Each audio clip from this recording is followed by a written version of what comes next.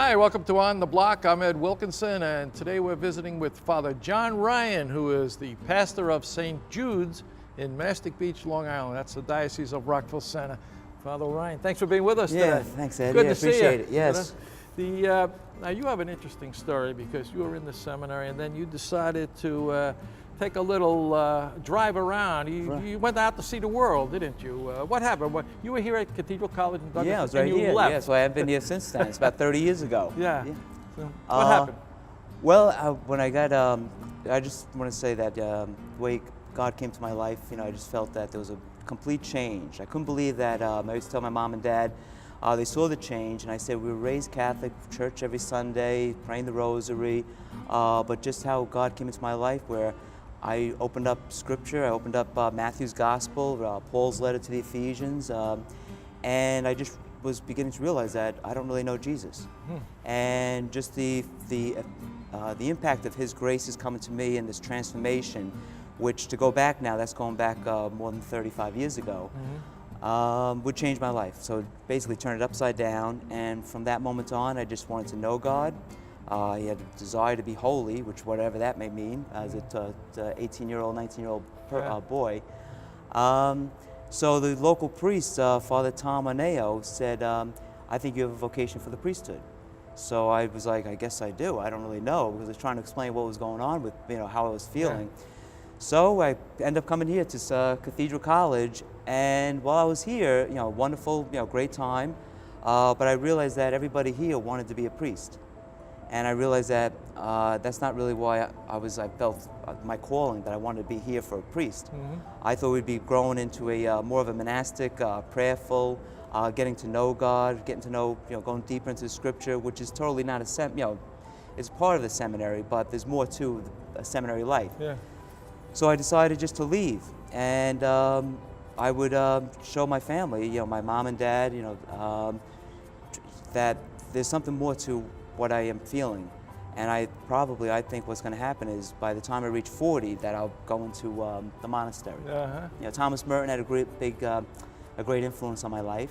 So you weren't dismissing the idea of priesthood? You weren't ready at that point? You didn't have that personal encounter, so to speak? Yeah, I think because it was just it was not so much being the priest. I said, there's something more, and I just wasn't finding it here. And it could have been just my youth or whatever. So I would just show my family and all, because I just was to know God. How do you go about doing that? In a life where you have to start now, get your education, get a good job, fall in love, buy the house, and start a family. And I just had a feeling that that was not going to be the way I was going to go. And so it would end up, the story could be long, but I would end up becoming friends with the Denahan family, who owned like 8 hotels in Manhattan. They always took care of me whenever I needed a job. So I had a job at the Plaza 50. So what were you doing there? So after the Plaza 50? Yeah. So the 2 doormen there from Ireland, they wanted to take a trip across country and see America. And for me, I just thought I needed a change. I was still the transition from leaving the seminary, and so I decided to get up and go with them. Donald Denahan, one of the sons, said, you don't do this, don't do it. But I ended up going across country in a drive-away car, station wagon, with these 2 guys from Ireland, Paul and Greg, and we saw the country, the northern route, and it was beautiful. And it was such a great sense of freedom. But by the time we got to Seattle, we were looking for a job. I'm looking for a job, I'm looking, now what? And so you weren't just on a trip and coming back? No, I was going to stay there and just hang out, just see what, and so I would get a job on an Alaskan fishing boat, salmon fishing boat, which I had not known what it was about, and that would be, I would spend about 6 months. Went to land just twice, one day in Sitka, Alaska, another day in Ketchikan, all day long, just taking in the salmon and skinning it and freezing it. And so I would find myself there, finishing that trip up. My journey would be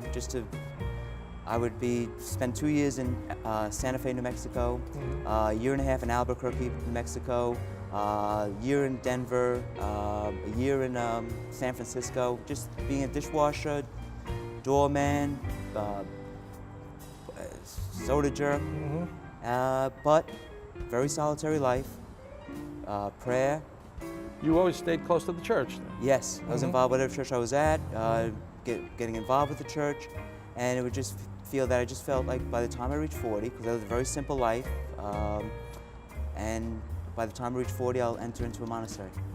So did you ever apply for a monastery? Or? No, because the way God works and the way you get older, no one's going to hire you when you get to be 30 years old as a dishwasher. Yeah. They say, "What are you doing? You have some intelligence and all. They're not going to hire me as a dishwasher or a bellhop." So as you get older, it's a little bit more difficult, and times change. So I always brought the monastery to where I live.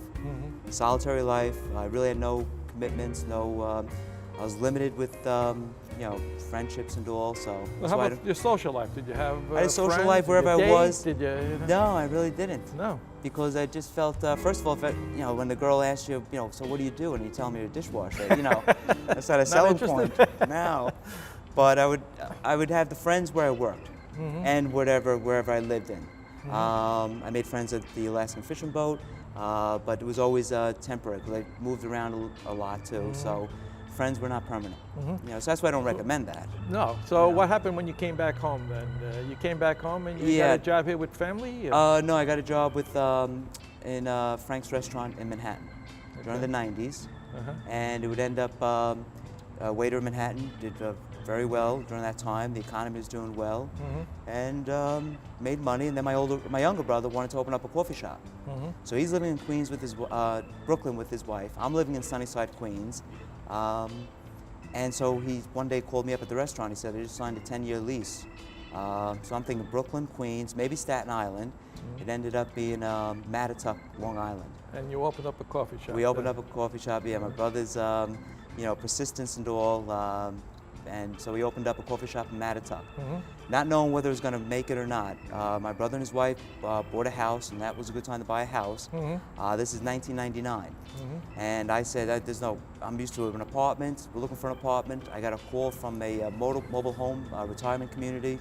He said, "Here, you're looking for an apartment. I have a mobile home. If you want, you got to buy it by Friday because so yada yada yada." I ended up buying a mobile home. In a Where's retirement this, out community. on Long Island? Yeah, on Long Island in Riverhead on Osborne Avenue. My brother and his wife had the house. I said, "This business may fail, but it was just going to be more than coffee." It was a big coffee shop on Love Lane. We had coffee, sandwiches, soups, ice cream.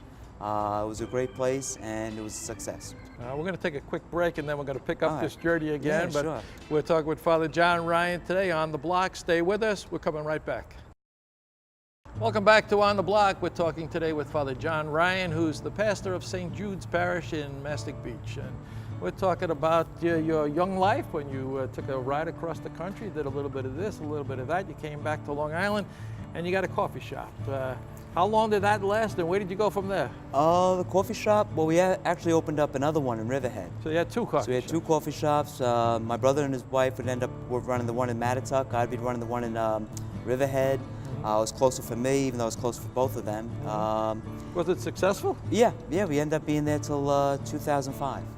Yeah, so 1999, 2005, that's why throughout everything, whether I was a bellhop, dishwasher, waiter, running the coffee shop, God always took care. God always provided.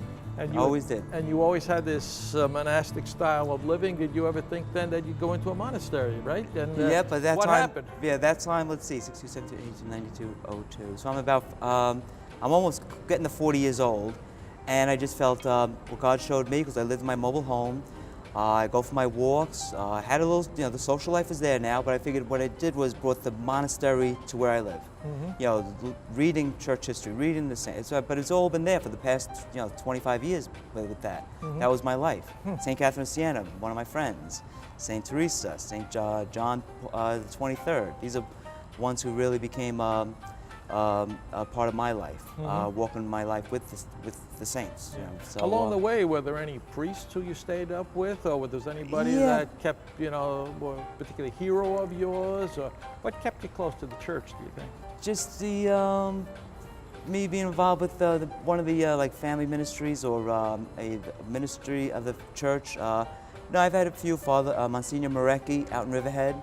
He asked me also, why don't you go back into the seminary? But right then it was like, I'm busy working 70 hours a week with the coffee shop and everything else, but I always helped him out whenever he needed help. He helped me get more involved with the church in Riverhead, St. Isidore. But what happened though is now 2005 though, this is how God works, because 2002 we had the scandal, the pedophile scandal. Absolutely, yeah. And it had an impact on the church, and most of my customers who came into the coffee shop, we had a TV screen, it was like a Starbucks, couches and all, but they became regulars. And they'd chat and all, we chat about religion, Jesus, politics, history, so it was a good, always something going on. And I always said though, because the regular customers, I said, a good thing this isn't a bar, because if it was, I think I'd be an alcoholic. Just like hearing the stories and all. But it ended up though, when the scandal was coming out, the Dallas Charter was going on, a lot of my customers, my fellow Protestant brothers would be, who go to Bible study and everything else, would be kind of like being critical of the church and being critical of the bishops and even my dad. My dad. Sure, and, I remember your father, my dad, Dick, was a great man. Yeah, and he wrote a few articles. He's retired now. I mean, he worked for the Brooklyn Diocese for 30 years, but he's retired. And him and Jimmy Breslin with Newsday, bashing Bishop Murphy, and me and my dad, we're like, we're the best of friends. And we'd always, not so much kid around. Our discussions were, you shouldn't be doing this. Unity with the bishop and everything else. But that's what happens when you're a journalist, I guess. And so what would happen is, Monsignor Tom Coogan came into the coffee shop once. He was the vocation director back then, and he just encouraged me to go back to the seminary. What'd you think about it?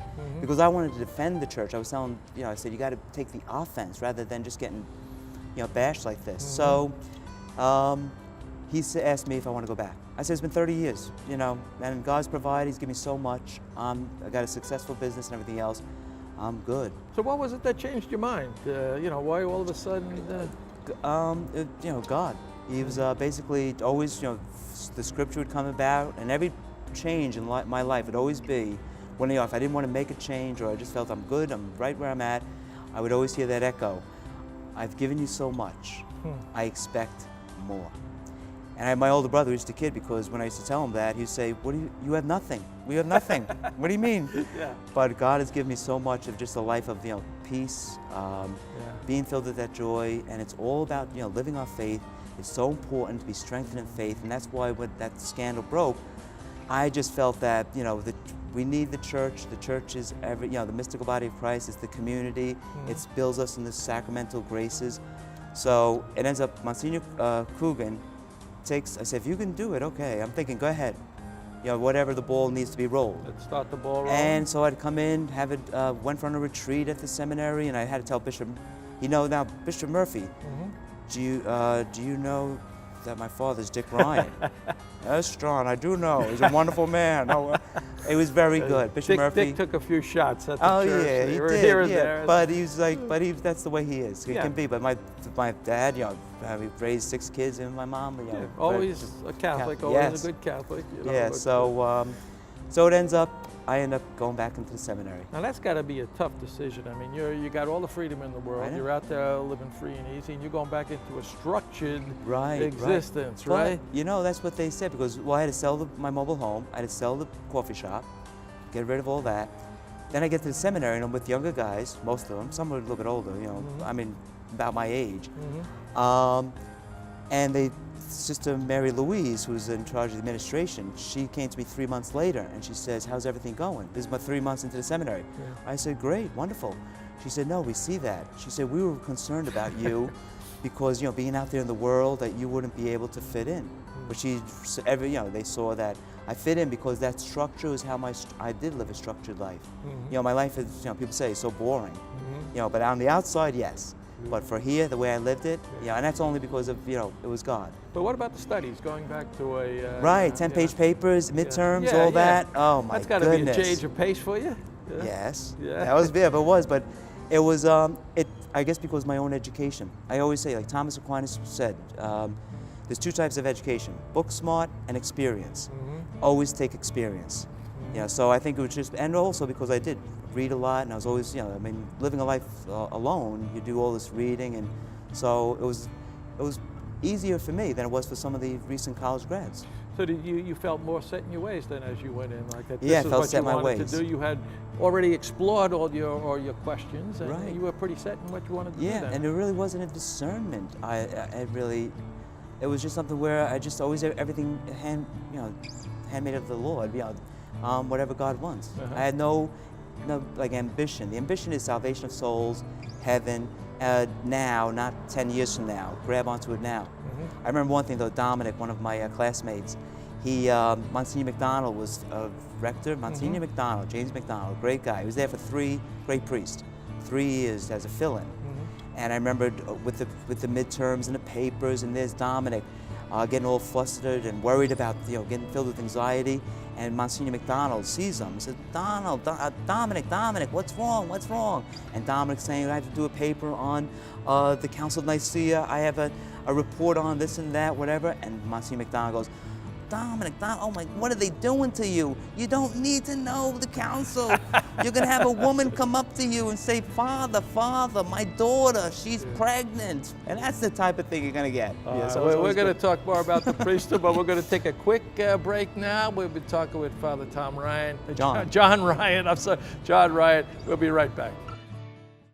Welcome back to On the Block. I'm Ed.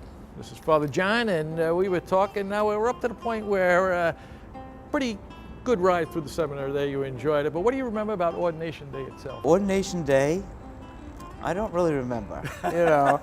Just this one thing. The 5 years in the seminary, excellent, great education. It was really good professors, top line, the education and the formation. I couldn't top it. Monsignor Peter Vicari, he's still the rector over the seminary here in just St. Joseph's, but it was an excellent experience. Ordination, getting to ordination was more of the thing. That school year, I came down with Legionnaire disease, which is like usually it comes in bundles. I was cleaning my mom's air conditioning system. All of a sudden, I'm coming down. I'm now being paralyzed, not knowing what it is. I'm not a doctor person. Sure enough, just a week before we start going back to the seminary for my last year, I'm in the hospital, and the doctors couldn't figure out what it was. Because if you get Legionnaire, it's usually 5 or 10 people, but it's deadly. They finally figured it out when I said mold from the seminary. I mentioned mold, and they knew they got it down to Legionnaire. Wow. That happened, so that got right back to the seminary, but I was very weak for like 5 or 6 months. And then toward Ordination Day, it was just a wonderful family experience. I was like, it's not so much that I was amazed or anything. It was like I was like more looking back and just say how God has always been there for me. Even though now, if I'm my day, 87 in San Francisco, or not, it just seemed like He was there no matter where I was. He was leading me to this. Now, your father had passed away while you were in the seminary. Yeah, right? just before. He's very happy I was going back. I was He gonna always ask you, felt. what was his reaction to you going into the seminary? He thought 3 years before I even decided to go back. He always felt, because he knew me as a person, and he says you should be a priest. Mm-hmm. And I was busy with the coffee shop at that time. But when I told him, he was very happy. Uh-huh. How about the customers in the coffee house? Were they surprised? No, actually they weren't. Mm-hmm. They weren't. They were not surprised. Mm-hmm. Yeah, they were sad because now I'm close. I'm selling it to someone. I'm selling it to someone, and that's not easy running in a social. That's one thing about. I think I learned a lot in being in the social industry, whether it's hotel, restaurant, or running a coffee shop. Mm-hmm. The customer is the most important thing. Yeah. So you're always talking to the customer, wanting them to come to you. So how do you bring what you learned from being in the hospitality business to your priesthood now as a pastor of souls? How do you bring, what qualities do you bring from your business experience?